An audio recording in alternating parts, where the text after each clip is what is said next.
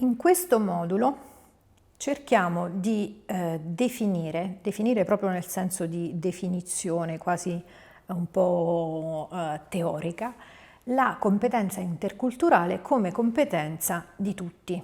Perciò ho scritto la competenza interculturale non è un optional, perché non dovrebbe essere una cosa solo di qualcuno, ma come ci dice anche la Commissione europea con questo documento sulle competenze chiave di tutti i cittadini, è qualcosa che tutti dovremmo avere, a prescindere dal titolo di studio, dal tipo di occupazione. Tutti dovremmo avere un livello base, difficile da definire cos'è base, però un livello minimo di competenza interculturale. Qui vedete, sempre in inglese, la tabella con le 8 competenze chiave definite nel 2018 dalla Commissione europea. La competenza interculturale è parte dell'ultima, Cultural Awareness and Expression, quindi consapevolezza culturale e interculturale, abbiamo già parlato di questa, e espressione della propria cultura e intercultura. Quindi all'interno di questa c'è la nostra competenza interculturale, allo stesso livello, possiamo dire, della competenza espressiva comunicativa generale, della competenza scientifica e tecnologica, di quella imprenditoriale, allo stesso livello della cittadinanza attiva, allo stesso livello di tutte le altre, e quindi questo vuol dire che è una competenza molto rilevante.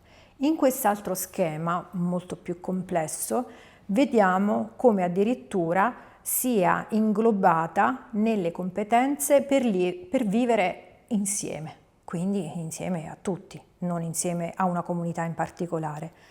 Possiamo rintracciare parti, componenti della competenza interculturale anche all'interno degli altri spicchi: educazione per la cittadinanza democratica, l'educazione globale, l'educazione per il capitale sociale, l'educazione per la civiltà, l'educazione alla pace.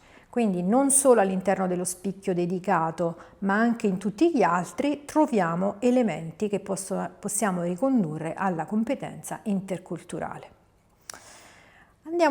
Cerchiamo di definirla meglio.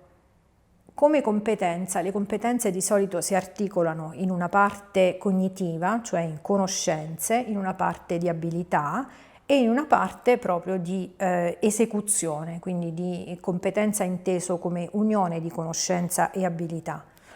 Se vediamo la parte cognitiva, quindi il tipo di conoscenza che dobbiamo avere, dobbiamo essere capaci di conoscere attraverso la differenza, quindi capire che tipo di differenza, di diversità meglio, abbiamo davanti, di imparare anche dal conflitto, perché molto spesso non siamo capaci di prevedere che cosa succede nell'incontro, e quindi l'incontro può diventare uno scontro.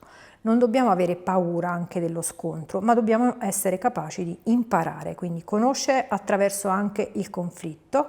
E quello che era al centro dello schema a cerchio prima, imparare insieme. Cosa significa? Quali sono le abilità centrali, quindi la dimensione pragmatica? Empatia. Non è facile sviluppare l'empatia, cioè la capacità di capire l'altro cosa sta sentendo, ma almeno dobbiamo capire che è una cosa necessaria. Abbiamo parlato già negli altri moduli di decentramento, quando per esempio abbiamo parlato di fare un passo indietro e guardare la situazione, quindi abituarsi a pensare che noi stessi e la nostra cultura non siamo sempre il centro della situazione e che gli altri hanno centri diversi. Quindi fare un passo indietro significa guardare la situazione da un altro punto di vista e non mettersi più al centro. E tollerare l'ambiguità. Questa cosa è assolutamente importante, ma per niente scontata. Ci possono essere situazioni in cui non sappiamo bene cosa sta succedendo, di che cosa sta parlando l'altro, a che cosa si riferisce e come dovrei comportarmi. Sono situazioni di ambiguità che possono essere problematiche e farci sentire inadeguati. Dobbiamo essere capaci anche di tollerare questo spazio di ambiguità.